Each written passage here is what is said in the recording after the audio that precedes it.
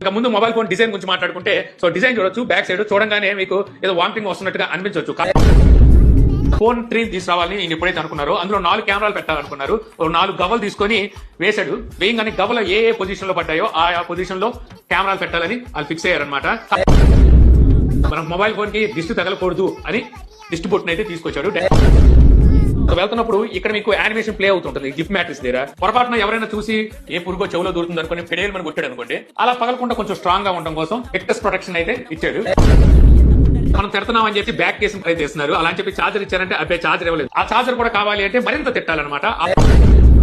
మీరు రోడ్డు మీద వెళ్తున్నారు, సడన్ గా మీ చొక్కాకి మీరు ఇస్త్రీ చేసుకోలేదు అని మీకు గుర్తొచ్చింది. చూస్తుంటే చొక్కా అంతా నగిలిపోయి ఉంది. అరే ఇప్పుడు చూస్తే మీటింగ్కి వెళ్ళాలి, లేదంటే ఏదైనా పెళ్లికి వెళ్ళాలి, ఎలా రా బాబు ఈ టైంలో అని చెప్పి మీరు అనిపించినప్పుడు వెంటనే మీ జేబులో నథింగ్ ఫోన్ 3 ఉందన్న సంగతి మర్చిపోమాకండి. ఫోన్ బయట తీయండి, కెమెరా ఆన్ చేయండి, ఒక 2 నిమిషాలు వీడియో రికార్డ్ చేయండి చాలు, లేదా ఒక 5 నిమిషాలు గేమ్ ఆడండి చాలు. మీ మొబైల్ వెంటనే ఐరన్ బాక్స్ కింద మారిపోతుంది. తీసుకోండి, చక్కగా ఇస్త్రీ చేసుకోండి.